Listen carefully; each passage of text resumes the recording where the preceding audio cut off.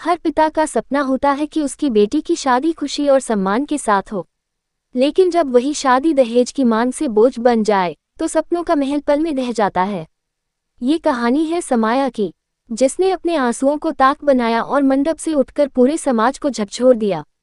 समाया एक साधारण लेकिन संस्कारों से भरे परिवार की बेटी थी। उसका जन्म भले ही एक छोटे से शहर में हुआ हो, लेकिन उसके सपने बहुत बड़े थे। बचपन से ही वो पढ़ाई में होशियार, संस्कारों में सीधी और अपने स्वभाव में बेहद कोमल थी। उसके पिता राजेश एक अध्यापक थे, जिनकी कमाई सीमित थी, लेकिन उन्होंने हमेशा अपनी दोनों बेटियों को अच्छी शिक्षा दी। माँ सुनीता घर की देखभाल करती और अपनी बेटियों को इस तरह पाला कि वे हर परिस्थिति में खुद को संभाल सकें। समाया के जीवन में एक और पहलू था, उसकी कोमल भावनाएं। कॉलेज के दिनों में उसका मन पहली बार किसी की ओर खींचने लगा था। आदित्य नाम का एक लड़का उसकी जिंदगी में आया था, जो उसे समझता था, उसके सपनों की कद्र करता था और उसकी मुस्कान को सबसे कीमती मानता था। दोनों ने एक दूसरे के साथ कई खूबसूरत लम्हे बिताए। वे साथ पढ़ते, सपने देखते और भविष्य के बारे में योजनाएं बनाते। समाया ने अपने दिल में आदित्य को जीवनसाथी के रूप में देखना शुरू कर दिया था। कॉलेज खत्म हुआ और आदित्य को नौकरी मिल गई। ये खबर सुनकर समाया के सपनों ने पंख फैला लिए। उसे लगा कि अब उसका रिश्ता एक नाम और पहचान पाएगा। धीरे धीरे दोनों परिवार भी एक दूसरे के संपर्क में आए। पहली मुलाकात में सब कुछ ठीक रहा, लेकिन आदित्य के माता पिता के मन में कहीं एक कसक थी। वे मध्यम वर्गीय परिवार की इस लड़की से खुश तो थे, पर उनके मन में एक सवाल बार बार उठ रहा था, दहेज कितना मिलेगा। दहेज की यह परंपरा समाज में गहरी जड़ें जमा चुकी थी। आदित्य के माता पिता का मानना था कि बेटे की पढ़ाई लिखाई और नौकरी की कीमत अब शादी में वसूली जानी चाहिए। ये सोच उनके लिए सामान्य थी, लेकिन समाया के पिता राजेश के लिए ये चिंता का विषय बन गई। राजेश अपनी सामर्थ्य के अनुसार ही व्यवस्था कर सकते थे। उनकी तनख्वाह और बचत इतनी नहीं थी कि वे लाखों रुपए, गाड़ी और सोना दे सकें। शादी की तैयारियां शुरू हुईं। बाहर से सब कुछ सामान्य लग रहा था। समाया अपने जीवन के नए चरण की कल्पना कर रही थी। वह दुल्हन बनने के सपने देख रही थी, अपने पिता के आंगन से विदा होकर आदित्य के घर जाने का सोच रही थी। उसके मन में उम्मीद थी कि आदित्य उसे वैसे ही अपनाएगा जैसे वह है। उसके लिए समाया की मुस्कान और उसका प्यार ही काफी होना चाहिए। लेकिन सच्चाई कुछ और थी। आदित्य के पिता ने धीरे धीरे अपनी मांगें रखनी शुरू की। पहले कहा गया कि शादी में बारातियों के लिए बड़े होटल का इंतजाम होना चाहिए, फिर कहा गया कि सोने के गहने कम से कम इतने तो होने ही चाहिए, फिर पैसों की सीधी मांग सामने रखी गई, 20 लाख रुपए और एक गाड़ी। ये सुनकर राजेश और सुनीता का दिल कांप गया।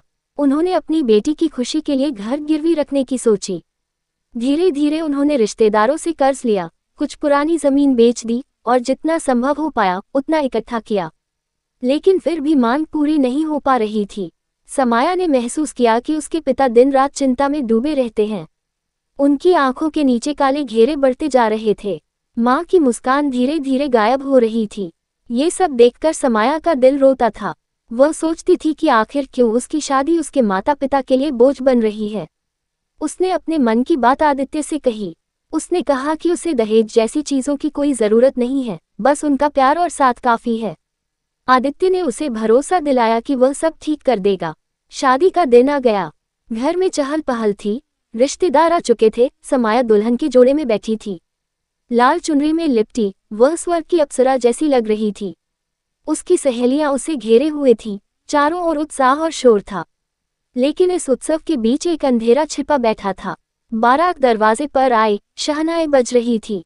सब कुछ सामान्य लग रहा था, लेकिन जैसे ही जयमाल का समय आया, आदित्य के पिता ने जिद पकड़ ली।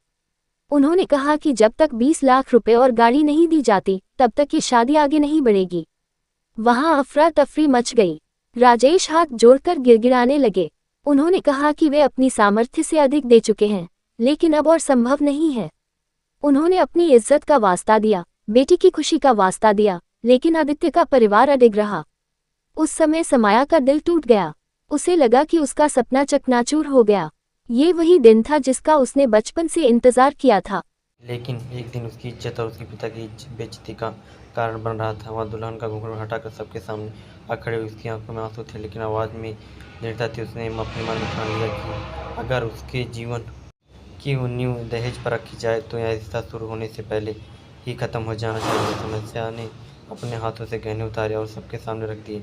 उसने सबको यह दिखाया कि वहाँ सोने और पैसे की वस्तु नहीं है, वहाँ इंसान है, और इंसान का मूल्य किसी गाड़ी या रकम से नहीं आंका जा सकता। उसने यह कहकर मंडप छोड़ दिया। उसके ऐसा रिश्ता नहीं चाहिए कि प्यार से अधिक दहेज की कीमत हो। पूरा मंडप स्तंभ रह गया। रिश्तेदार फुसलाने लगे। कुछ ने उसे पागलपन कहा और कुछ ने इसे साहस कहा, लेकिन राजेश और सुनीता की आंखों में गर्व था। उसने महसूस किया कि उनकी बेटी ने अपनी इज्जत और आत्मसम्मान को सबसे ऊपर रखा। आदित्य वहीं खड़ा रह गया। उसके आंसू बहते रहे, लेकिन अब बहुत देर हो चुकी थी। उसने अपने परिवार के सामने चुप रहकर समाया को खो दिया। समाया जब बाहर निकली तो आसमान की ओर देखा।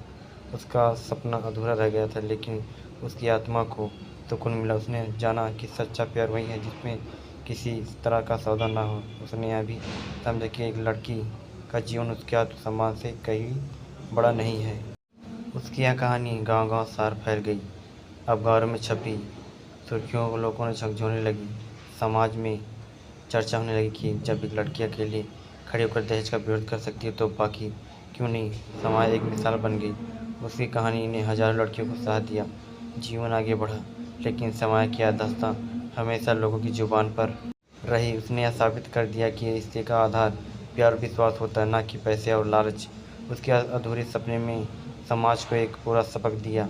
समाया की कहानी का अंत भले ही शादी के दूसरे मंडप से हुआ हो, लेकिन उसकी आवाज़ ने समाज के दिलों में गूंज पैदा कर दी। उसने यह सिखा दिया कि दहेज नहीं, बेटी ही सबसे बड़ा धन है।